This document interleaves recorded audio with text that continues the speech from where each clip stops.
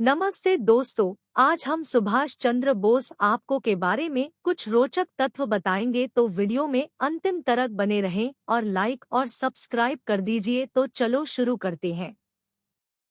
सुभाष चंद्र बोस 23 जनवरी 1897 18 अगस्त 1945 भारत के स्वतंत्रता संग्राम के अग्रणी तथा सबसे बड़े नेता थे। द्वितीय विश्व युद्ध के दौरान अंग्रेजों के खिलाफ लड़ने के लिए उन्होंने जापान के सहयोग से आजाद हिंद फौज का गठन किया था। उनके द्वारा दिया गया जय हिंद का नारा भारत का राष्ट्रीय नारा बन गया है। तुम मुझे खून दो मैं तुम्हें आजादी दूंगा का नारा भी उनका था, जो उस समय अत्यधिक प्रचलन में आया। भारतवासी उन्हें नेताजी के नाम से संबोधित करते हैं। कुछ इतिहासकारों का मानना है कि जब नेताजी ने जापान और जर्मनी से सहायता लेने का प्रयास किया था, तो ब्रिटिश सरकार ने अपने गुप्तचरों को 1941 में उन्हें खत्म करने का आदेश दिया था। नेताजी ने 5 जुलाई 1943 को सिंगापुर के टाउन हॉल के सामने सुप्रीम कमांडर, सर्वोच्च सेनापति के रूप में सेना को संबोधित करते हुए दिल्ली चलो का नारा दिया और जापानी सेना के साथ मिलकर ब्रिटिश व कॉमनवेल्थ सेना से बर्मा सहित इम्फाल और कोहिमा में एक साथ जमकर मोर्चा लिया। 21 अक्टूबर 1943 को बोस ने आजाद हिंद फौज के सर्वोच्च सेनापति की हैसियत से स्वतंत्र भारत की अस्थायी सरकार बनाई, जिसे जर्मनी, जापान, फिलीपींस, कोरिया, चीन, इटली, मांचुको और आयरलैंड सहित 11 देशों की सरकारों ने मान्यता दी थी। जापान ने अंडमान और निकोबार द्वीपसमूह इस अस्थायी सरकार को दे दिए। सुभाष उन द्वीपों में गए और उनका नया नामकरण किया। 1944 को आजाद हिंद फौज ने अंग्रेजों पर दोबारा आक्रमण किया और कुछ भारतीय प्रदेशों को अंग्रेजों से मुक्त भी करा लिया।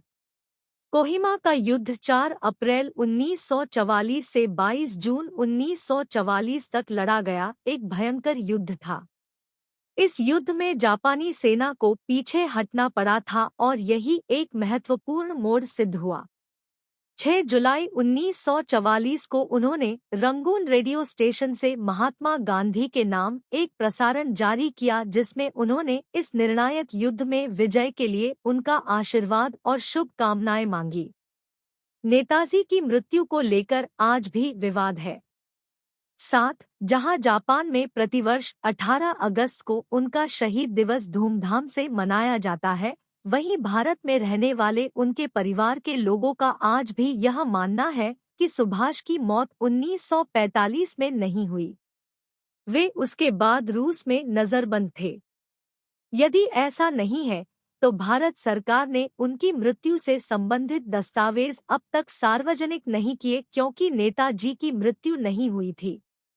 16 जनवरी 2014 गुरुवार को कलकत्ता उच्च न्यायालय ने नेताजी के लापता होने के रहस्य से जुड़े खुफिया दस्तावेजों को सार्वजनिक करने की मांग वाली जनहित याचिका पर सुनवाई के लिए विशेष पीठ के गठन का आदेश दिया। आजाद हिंद सरकार के 75 वर्ष पूर्ण होने पर इतिहास में पहली बार वर्ष 2018 में भारत के प्रधानमंत्री नरेंद्र मोदी ने लाल किला पर तिरंगा फहराया। 23 जनवरी 2021 को नेताजी की 125वीं जयंती है, जिसे भारत सरकार के निर्णय के तहत पराक्रम दिवस के रूप में मनाया गया।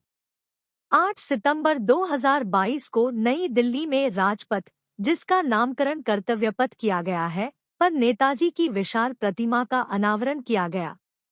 नेताजी सुभाष चंद्र बोस का जन्म 23 जनवरी सन 1897 को ओडिशा के कटक शहर में हिंदू कायस्थ परिवार में हुआ था। 10 उनके पिता का नाम जानकीनाथ बोस और मां का नाम प्रभावती था। जानकीनाथ बोस कटक शहर के मशहूर वकील थे। पहले वे सरकारी वकील थे, मगर बाद में उन्होंने निजी प्रैक्टिस शुरू कर दी थी। उन्होंने कटक की महापालिका में लंबे समय तक काम किया था और वे बंगाल विधानसभा के सदस्य भी रहे थे। अंग्रेज सरकार ने उन्हें राय बहादुर का खिताब दिया था। प्रभावती देवी के पिता का नाम गंगानारायण दत्त था। दत्त परिवार को कोलकाता का एक कुलीन परिवार माना जाता था। प्रभावती और जानकीनाथ बोस की कुल मिलाकर 14 संतानें थीं, जिसमें 6 बेटियां और 8 बेटे थे।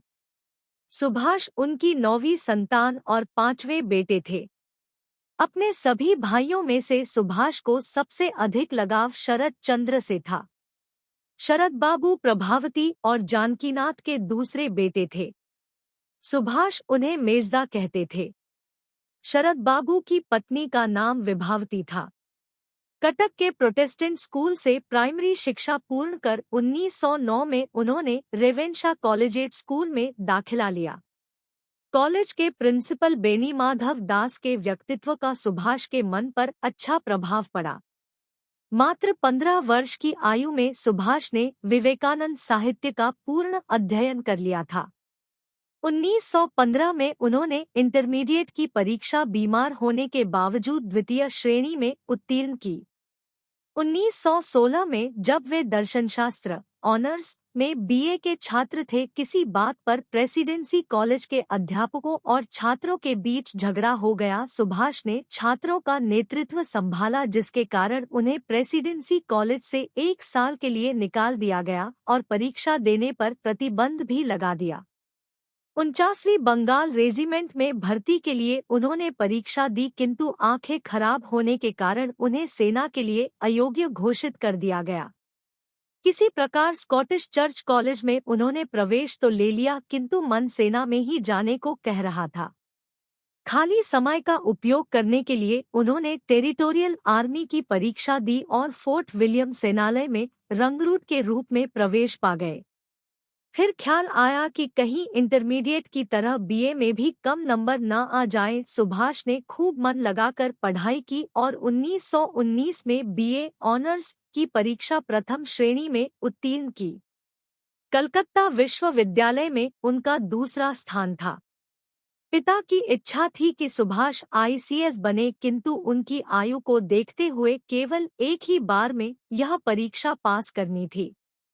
उन्होंने पिता से 24 घंटे का समय यह सोचने के लिए मांगा ताकि वे परीक्षा देने या न देने पर कोई अंतिम निर्णय ले सकें। सारी रात इसी असमंजस में वह जागते रहे कि क्या किया जाए। आखिर उन्होंने परीक्षा देने का फैसला किया और 15 सितंबर 1919 को इंग्लैंड चले गए। परीक्षा की तैयारी के लिए लंदन के किसी स्कूल में दाखिला न मिलने पर सुभाष ने किसी तरह किट्स विलियम हॉल में मानसिक एवं नैतिक विज्ञान की ट्राइपास ऑनर्स की परीक्षा का अध्ययन करने हेतु उन्हें प्रवेश मिल गया। इससे उनके रहने व खाने की समस्या हल हो गई।